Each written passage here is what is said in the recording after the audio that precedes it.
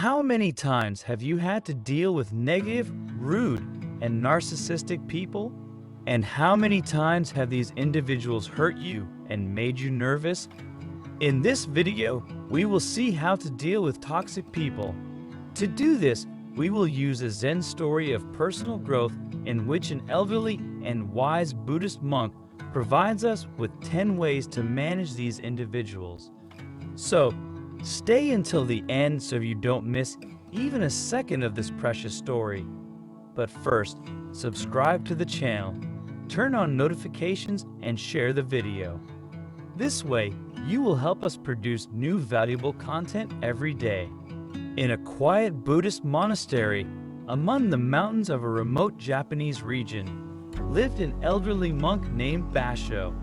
The monk was famous for his wisdom and ability to teach others how to improve their lives and relationships with others. One day, while the air was permeated by the scent of lotus flowers and the sound of the wind among the leaves of the trees created an atmosphere of serenity, a young woman named Mai arrived at the monastery. The girl, a lover of meditation and those enchanted places, approached the master with the desire to learn how to deal with the toxic people who often crossed her path. Master, recently I have met several negative people on my path. People who, with their behaviors, have hurt me. How can I behave with them, especially in those cases in which it is not possible to remove them? Baso smiled lovingly at May and invited her to sit next to him in that very garden where the young woman often loved to go to meditate. May, Baso began, I have a parable that illustrates the 9 ways to deal with toxic people. Listen carefully, and you will see how this story is intertwined with these teachings. In a remote village, hidden in the mountains and surrounded by lush forests, Baso continued, lived 2 longtime friends, Hiro and Yuki. The boys, known throughout the village for their kindness and generosity, were inseparable and shared everything. The first teaching, said the master, has to do with not listening to toxic people. Hiro, the goat herder, woke up every morning before dawn. He led his flock to green pastures and shared his kindness with all the villagers. But his friend Yuki, with whom he had always gotten along until then, began to change and show signs of impatience. He huffed when Hiro spoke to him and tried to draw attention to himself in negative ways. Hiro, instead of reacting to provocations, remained calm and patient, focusing his attention on his beloved goats. In this way, by ignoring his friend, he avoided adding fuel to the fire and making the situation worse. The second lesson, continued the monk, is to protect our secrets. Yuki, Hiro's one-time confidant, had begun spreading rumors about him among the villagers. Hiro, aware of how important it was to protect his secrets, had become very selective about what he shared with Yuki. Seeing the change in his friend, he began to confide only in those in whom he had full trust, creating a circle of true and loyal friends. This teaching reminds us that it is important to carefully select who deserves to hear our most personal stories. The third lesson, dear May, is to spend much more time with those who truly appreciate your way of being. In fact, with the change in Yuki's behavior, Hiro spent more and more time with the villagers who appreciated his kindness and altruistic spirit. He found support among those who respected him for who he was, and he shared his time with those who welcomed him with an open heart. This teaches us that authentic friendships are a treasure to be cultivated, so that they can protect us from those who prove to be toxic. The fourth lesson, continued Baso, is to avoid manipulators. Seeing Yuki's change in attitude, Hiro realized that he shouldn't let her negativity affect his life. Thus, he did not get involved in Yuki's manipulative plots and maintained a respectful distance.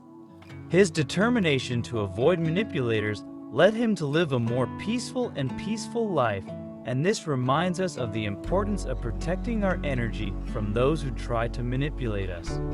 While Mai continued to listen very carefully, Master Basho came with the fifth lesson: let the liars reveal themselves with their own hands.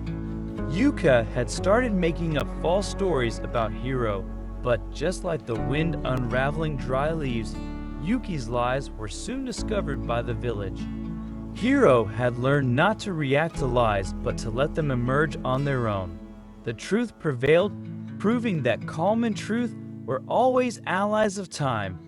This teaches us that the truth ultimately emerges on its own. We just have to wait patiently for it to happen, without doing anything that might disturb the flow of things. Dear May, the sixth lesson is the following: don't pay attention to the dramas and discussions that negative people feed on. Yuki, in an attempt to attract attention, had started dramatic and unpleasant discussions. However, Hiro, with his calm and wisdom, was able to end these discussions in a respectful manner, refusing to get involved in arguments that led to nothing positive. His ability to avoid drama and maintain a peaceful attitude became an example for the other villagers. This reminds us of the importance of maintaining calm in moments of conflict, so that these do not degenerate and subside on their own. The seventh teaching is to cultivate compassion. Despite everything, Hiro had compassion for Yuki. He understood that the latter's behavior was often caused by personal problems and insecurities. Compassion was the gentle touch that could transform negativity into love. May, increasingly happy to listen to the wise monk Basho, also joyfully welcomed the eighth teaching, preserving one's vital energy. Hiro learned that his energy was a precious commodity to be preserved. This way, he avoided wasting it on useless conflicts and toxic relationships. This allowed him to focus on what really mattered in his life and to achieve an inner balance. The ninth and final teaching, Dear May, is to learn from the teachings of the past. Hiro had studied the stories of Buddhist sages and masters of the past.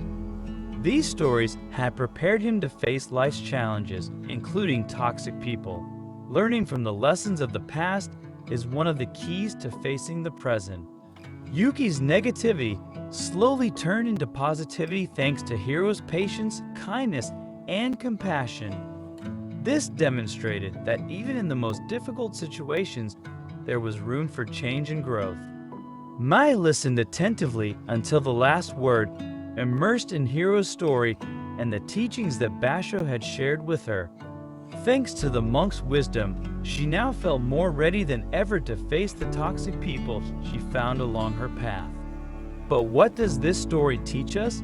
That with love, understanding, wisdom, and a mind open to learning, we can confront toxic people and transform their negativity into positivity.